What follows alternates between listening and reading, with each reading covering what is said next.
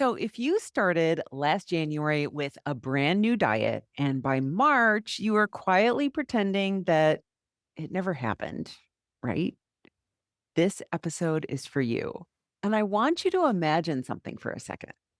What if the reason that your 2025 diet, quote unquote, failed actually had nothing to do with you being weak or broken or undisciplined and everything to do with the fact that the plan itself was never built for real midlife women and our brains and hormones and life responsibilities. In the next 20 to 30 minutes, I am going to show you why your fresh start fizzled out, even if you did everything right at the beginning, and why that is actually really good news for you. Because when you understand the real reasons that we overeat, we snack at night, we say yes to food that you don't want, or bail on your workouts, you can finally stop punishing yourself and start fixing the right problem instead of beating yourself up. If you're already thinking about trying a new diet this year, I want you to hit pause. Listen to this episode first. It might be the thing that finally breaks the start strong, fall off, blame myself cycle that you've been stuck in for decades. Welcome to the Total Health and Midlife Podcast, the podcast for women over 40 who want peace with food, ease in their habits, and a body that they don't have to fight with. Hey everyone, welcome back to the Total Health and Midlife Podcast. I am your host, Elizabeth Sherman, and I am really super glad that you are here with me today because it is my mission to help women everywhere improve their health. And since it's early January, this is the first episode of 2026. Maybe you've got a fresh notebook, a pretty new planner, a couple of new pens that actually still work. And there's that feeling of, okay, 2026. This is the year I finally get my shiz together. You're flipping through the empty calendar pages, and it almost feels like a clean kitchen counter before anyone has cooked on it. So much potential, so many color coded meal plans and workouts that the future version of you is totally going to do. And if we're being honest, last year probably started out much the same way. So much possibility. I wanted you to think back to 2025, January 2025. You might have sworn off sugar or downloaded a new app designed to help you stay on track, or decided that's it. From now on, I'm getting up at 5 a.m. 3 days a week to work out before anyone else needs me. And maybe you stuck with it for a while, long enough for the water bottle to lose its novelty and the new leggings to go through the wash a few times. And then life started lifing. I was reminded of this the other day when I saw a Facebook friend on social media asking for help about going fully vegan because her cholesterol was getting high. Now, I see this kind of thing a lot with my clients. Overnight, she wanted to go from I eat like a normal person, normal in quotes, to I am now a perfectly organized vegan who never wants for anything. And look, there is nothing wrong with being vegan. Lots of people do it and feel fantastic.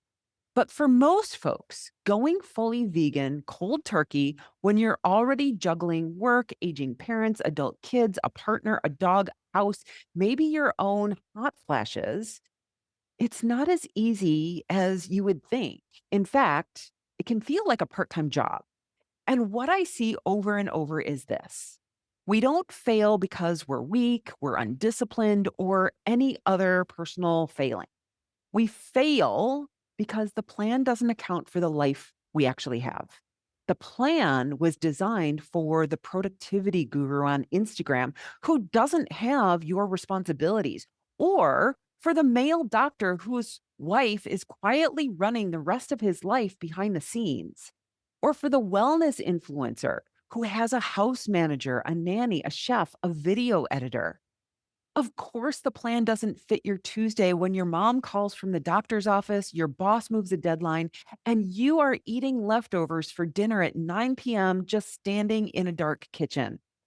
So, in today's episode, we are not going to beat you up for whatever quote unquote didn't work in 2025. We're going to do a kind, honest postmortem.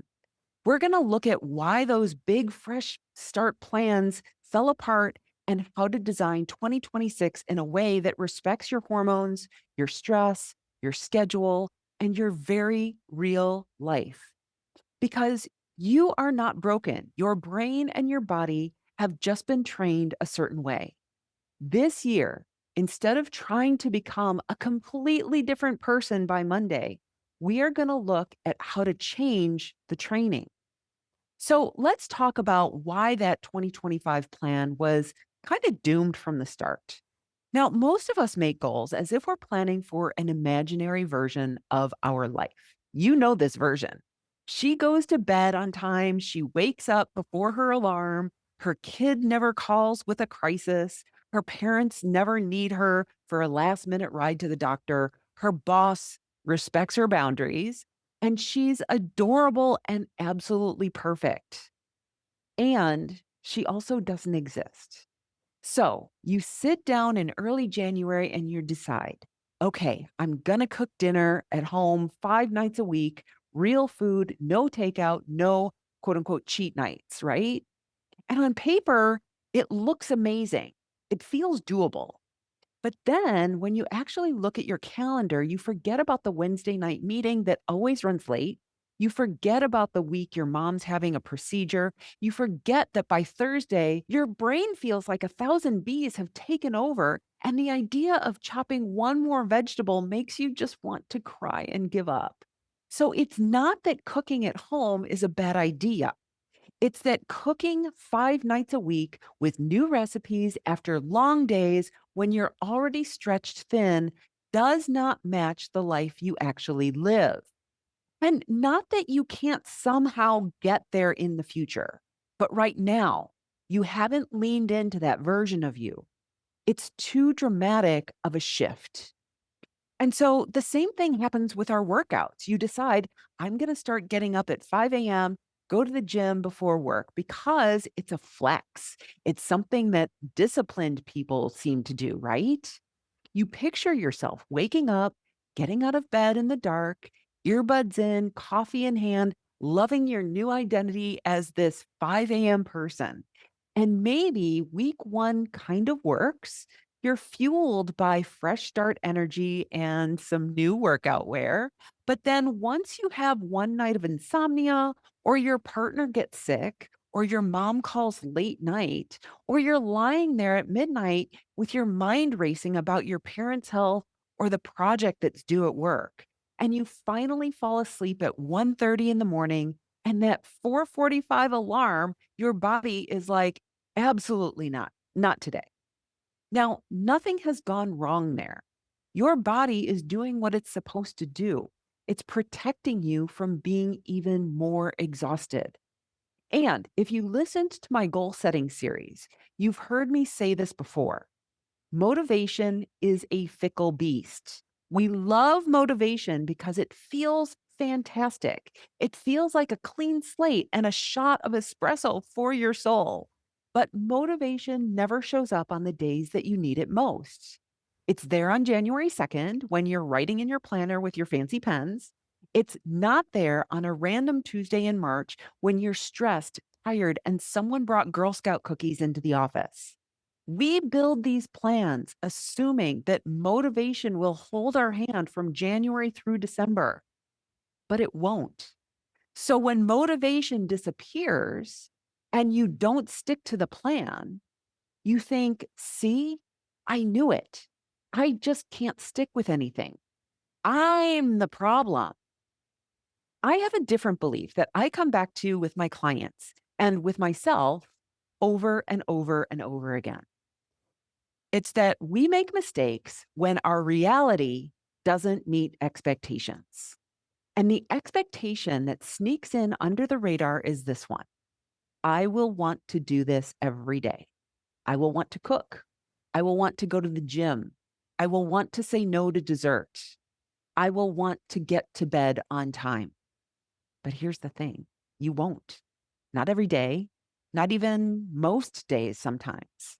There will be days when you don't want to move your body. days when you want to eat all the French fries, days when all you want to do is crawl into bed with Netflix and a bag of something soothing.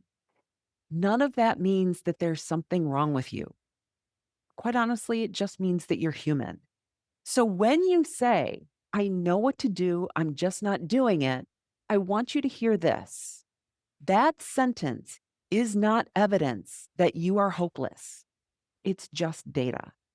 It's a sign that there's a gap between the plan and your real, actual lived life, between what you expect your brain and body to do and how they actually work under stress, hormones, aging, and responsibilities. You don't need more shame. You don't need a stricter plan either. You don't need another January where you white knuckle it for 3 weeks and then blame yourself when it all falls apart. You need a plan that assumes that you are going to be tired sometimes, that assumes that you are going to feel stress, that assumes that the weather will be terrible, that your mom will call or your boss will email, or you will just not have a day when you care about your protein goals. And you need skills that help you to navigate those moments instead of pretending that they're just not going to happen. So, if it's not about willpower, then what is it about? That's what we're going to get into next. When we strip away all of the drama, overeating isn't really a willpower problem. It's actually a skills problem. And it's not just overeating, it's the late night snacking that you don't even really fully enjoy. It's not getting your workout in when you promised yourself that you would. It's staying up way past bedtime scrolling on your phone. And it's saying, I'm not having dessert tonight. And then finding yourself in the freezer with the ice cream anyway. It's the same handful of skills that sit underneath every single health habit that you care about. And the first one is how you talk to yourself after a slip up. Because here's the thing, as a human, you will mess up. You will eat past uncomfortably full. You will skip workouts. You will have weeks where you feel totally off your game. Relapse is not a sign that something has gone wrong. It's actually part of being a human. What actually shapes your identity is what you do next. Now, most women go straight to, I blew it. I'm hopeless. I always do this. What is wrong with me? And if you imagine talking to a friend that way, it makes sense why you don't want to try again the next day. You've turned one overeating episode into a full on character assassination. The skill is learning to say something more like, well, of course that happened. I was exhausted. I was stressed. I didn't have a plan for when those things happen. Okay, what can I learn for next time? What were the warning signs? And what could I have done differently? Same event, totally different experience. And over time, totally different identity. Now, another skill is talking to yourself instead of just listening to yourself. Let me explain. Your brain is like a radio that never turns off. Some of what it offers is actually really super helpful, like don't forget to defrost the chicken or remember to pick up your prescription. And some of it is pure nonsense, especially when you are depleted, like you deserve this, or one won't hurt, or you've already blown it, you may as well keep going, or we'll start again on Monday. Now, our brains, every single one of us, every single human brain, are wired to seek pleasure, avoid pain, and do it as efficiently as possible. That wiring has kept humans alive for millennia, although it's not very helpful when there's a pantry full of snacks and a DoorDash app. At the end of the day, decision fatigue is high. You're tired of taking care of everyone else. And your brain is saying, I deserve this about the chips or the wine or the cookies, whatever is easiest. And listen, Sometimes that's true. Sometimes the cookie is the right decision, right? Like, I don't want to live a life where I never eat a cookie ever again. But the skill here is to pause and talk back to yourself, to ask, do I like my reasons for eating the cookie? Is this cookie special? Will future me tomorrow morning or next week be okay that I made this choice? You don't have to argue with every thought. You just have to stop treating every sentence that your brain offers you as the truth, as a fact, as something that you have to do. Now, another skill is planning for the days when you're just not going to feel like it. Now, most plans are built for days when you feel inspired, like I'm going to walk 45 minutes, or I'm going to cook a full dinner tonight. I'm going to go and be in bed by 10 o'clock no matter what. But there will always be days when you absolutely do not want to do those things. So instead of pretending that those days will not happen, we build them into the plan. What's your contingency plan? What's the bare minimum of that habit? How can you lower the bar of the task so that it fits when life gets chaotic? Now, having your future selves back means acknowledging that the you of tomorrow is not going to wake up totally different than the person that you are today. She will still be you with your same schedule, your same stress, and your same brain. So we make it easier for her to show up instead of assuming that she will magically become this disciplined person. And then there's the bonus skill, dropping the all or nothing thinking when you make a plan. Now, most women decide in January that they are going to overhaul their food, their workouts, their sleep, their alcohol, their social media, and their entire personality by next week. And that's not a plan, that's actually a fantasy. And so instead, we treat your health like a series of dials, not a light switch.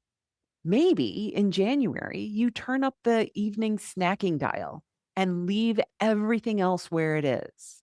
Or you focus on walking more and you don't touch your food just yet. One skill, one area at a time. Now, these skills, self talk after a slip up, talking back to your brain, planning for I don't feel like it, and letting go of all or nothing thinking are the foundation for every single health behavior that you aspire to, whether it's eating, moving, sleeping, stress, all of it.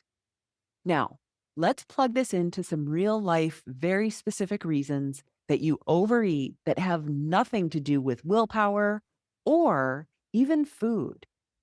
Let's make this really concrete because this is where most women think, I just need more discipline, when actually you need a totally different skill.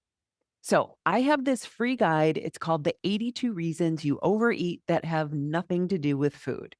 And one of the reasons that I list in the guide is I don't want to offend somebody by not eating what they prepared.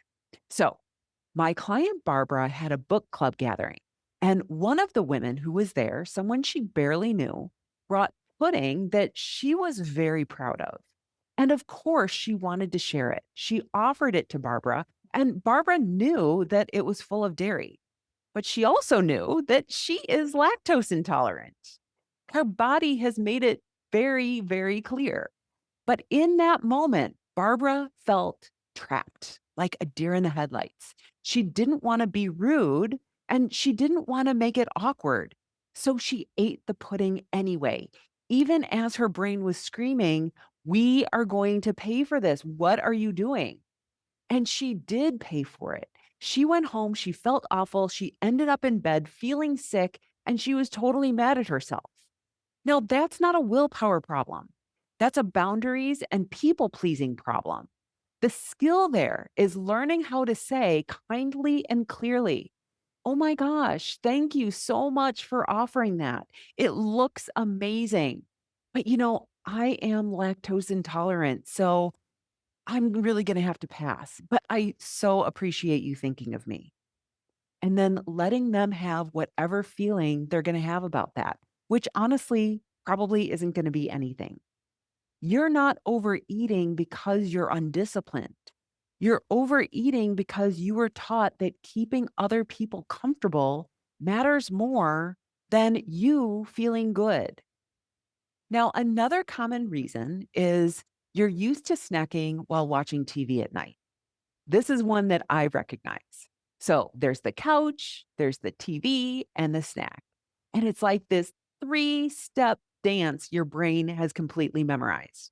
And so by 8:30 at night, you might not even be hungry. It's just this is the next thing that we do. I sit here, I turn on the show, and I eat. The food becomes part of the experience, kind of like the remote. Now, again, it's not a willpower issue. This is a habit loop. The skill here is slowing down enough to ask yourself the question, do I really want this? Or is this just what I've always done? Sometimes you still decide, yeah, I want popcorn. It sounds great. But other nights you might realize, no, I'm actually just tired and bored. And you change one piece of the routine. And so maybe you drink cocoa instead, or you knit while you watch, or you only watch one episode instead of three. And then there's this reason that totally resonates, that you're exhausted and you're mistaking fatigue for hunger. This happens consistently for women in midlife. Let's say it's 4:30 or 9 p.m., you're wiped out. Your brain feels like it's running on fumes and it feels like hunger. You need to get awake. There's this gnawing emptiness of I need something feeling. And food works for a minute. It's quick energy, it's quick comfort, and then you feel heavy or wired or guilty. The skill here is to pause and ask yourself, if I couldn't eat right now, what would I need? Now, if the answer is I need to go to bed or to not have anyone talk to me for a good 10 minutes, or maybe have a good cry, then food was never the need. Your body was asking for rest or quiet or emotional release, and instead you gave it pretzels. Then we have a favorite of my clients, which is the reason that I believe that I deserve this after a hard day. And the part that we don't say out loud is because food is the only self care that I allow myself. Now, this one is huge and very prevalent. For so many women, food is the one thing we don't have to justify. You can't take a weekend away. You feel guilty booking a massage. You don't want to burden anyone by asking for help, but a glass of wine, a drive through run, a sleeve of cookies sitting on the couch, no one has to approve that. So, food becomes your reward, your break, your me time, your silent protest. Diets never talk about this. They just say, don't eat that. Track your points. Have willpower. They ignore the emotional economy of your life. The skill is expanding the menu of I deserve this options. I deserve to rest when I'm tired. I deserve to say no to things that drain me.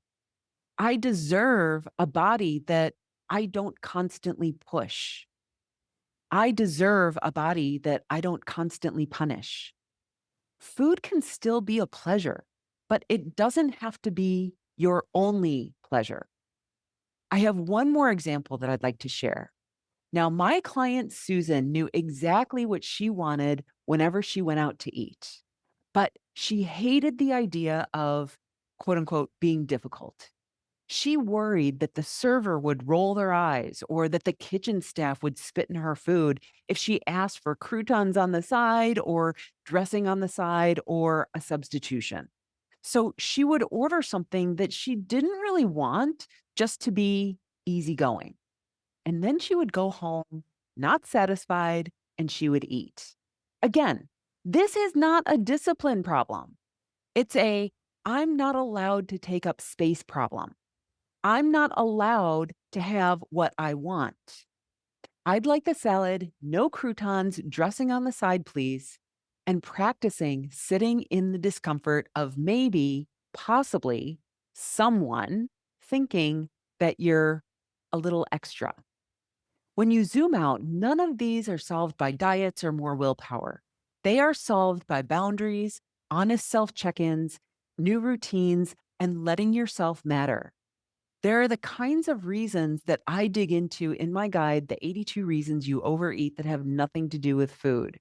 Because once you see the real reason, you can actually practice the right skill instead of beating yourself up. So, I want to slow this down for a minute and actually coach you through a little reflection on 2025. Now, if you're able, you might even pause after each question that I ask and jot a few things down or just answer in your head. So, the first question that I have is, what were your actual goals and what did you actually try? Now, I don't want you to answer with the vague version of, I wanted to eat better or I wanted to move more. I'd like you to get specific. Did you try Whole 30? Did you do a dry January? Did you track macros for a while? Did you sign up for a 5 a.m. boot camp? Did you say no sugar or no carbs after 3 p.m. or I'm only eating clean? Maybe you stacked a couple different habits together, like I'll do 10,000 steps a day. I'll drink a gallon of water, no snacks in bed by 10, and I'm going to meditate. Now, list all of those things out in your mind. You had reasons for choosing them. You were trying to help yourself. That's really important. It matters. Now, the second question that I have for you is what really got in the way? And here's the rule. You're not allowed to answer with, well, I'm just weak, or I have no discipline, or there's something wrong with me. Those are not reasons, those are insults.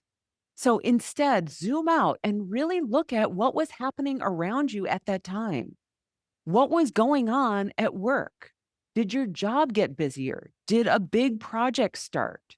Was there a new boss? Were there layoffs? Was there pressure? What was happening at home? Were you dealing with aging parents who needed more help? Or adult kids who were moving out or moving back in? Were there health scares, yours or someone else's? Did someone close to you get sick or did you lose someone? Where were you exhausted? Where were you grieving? Where were you overextended saying yes when you really wanted to say no? Did you start stress eating again right after a tough conversation? Did you stop walking regularly when the days got shorter and darker and colder? Did your evening snacking ramp up on nights when your mom's doctor visits did? Connect the dots. There were reasons, not excuses to stay stuck, but reasons that explain why the old plan didn't fit the reality of your life. When you can see that clearly instead of, well, I just blew it, you can start to ask yourself, okay, so given all that, what would a kinder, smarter plan look like? Which brings us to the third step. How do you want to plan for those obstacles next time without overhauling everything at once? Because here's the thing, those same obstacles, they will still be there when you hit your goal, whatever your goal is. Whether it's weight or your ideal lab numbers or whatever it is that you are chasing, the reason why you're making these health plans. Your mom will still need things. Your job will still have busy seasons. Your family will still have drama. Perimenopause or menopause will still be a thing for you. The point of 2026 is not to wait for a magical, calmer version of life to appear. The point is to build the skills to navigate your real life as it is.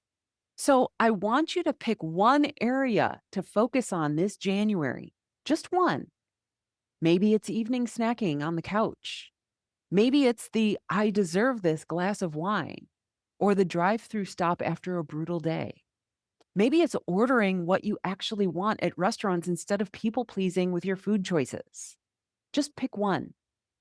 Then your question for 2026 becomes, what skills do I need to practice around this one thing? What would make this 10% easier for the future version of me when I don't want to do it? That's how you start to move out of shame and into problem solving. You're not asking, why am I such a mess? You're asking, what got in the way and how can I support myself better next time? In the next part, we're going to talk about how to simplify all of this so that you're not trying to be a whole new person overnight, but instead, you're making small, very doable shifts that actually fit the woman that you are today. So, as I was planning this year, I picked out a word for myself: simplify. And the more I sat with it, the more I realized this is what so many of my clients need, what so many of us need to do with our health as well. You've outgrown a lot of the things over the years: cheap clothes that don't fit right after a few washes, cheap makeup that never quite matched your skin or made you break out, cheap food that made you feel awful an hour later. You get now that cheaper usually means more work and more frustration in the long run. Diets are the cheap version of health. They don't account for your hormones in midlife. They don't account for your stress levels, your responsibilities, your aging parents, your adult kids, your work, your mental load. They're built for a fantasy life, not your actual Tuesday. You are allowed to outgrow cheap diets too. Your past attempts don't define your future success. And there's an overused but very appropriate quote that fits here. Insanity really is doing the same thing over and over and over again, expecting different results. So for January 2026, I want to offer you one simple experiment. Pick one skill to practice. Maybe it's the way that you talk to yourself after a slip. Maybe it's giving yourself a different "I deserve this" that isn't always food or alcohol. Maybe it's setting small boundaries with food, like saying no to Barbara's pudding or asking for what you actually want in a restaurant. Don't try to do all of them, just one. And if you want help figuring out what's really driving your overeating or snacking, or I just don't do what I say I'm going to do, I have a resource for you. It's called the 82 Reasons You Overeat That Have Nothing to Do with Food. It's a guide that walks you through all of these hidden reasons: people pleasing, exhaustion, stress, habits, so that you can start getting curious instead of being judgmental. You can grab it by going to elizabethsherman.com/82-reasons, or you can also find it by following the link in the show notes. Use it as a little guiding light. Okay, if this is the reason I overeat, what skill do I need to practice instead of just beating myself up? You are not broken. There's nothing wrong with you. Your brain and hormones are doing exactly what they were designed to do. 2026 doesn't have to be the year that you punish yourself even harder. It can be the year that you change the training gently, thoughtfully, one small skill at a time. And I will be here to walk you through it. That's all I have for you today. Have an amazing day, and I will talk to you next time. Bye bye. Now, before you go, if today's episode hit a little too close for home, or if you've ever wondered, why did I eat that? I have something for you. It's called the 82 Reasons You Overeat That Have Nothing to Do with Food. Now, it's not a guilt trip, and it's definitely not another diet plan. It's a free guide that will help you to finally understand why you keep eating, even though you swore you wouldn't. Here's a secret. It's not about willpower. It's about everything else. You can grab your copy right now at elizabethsherman.com/82reasons. Seriously, go download it. You'll feel seen, and it might just be the start of something different.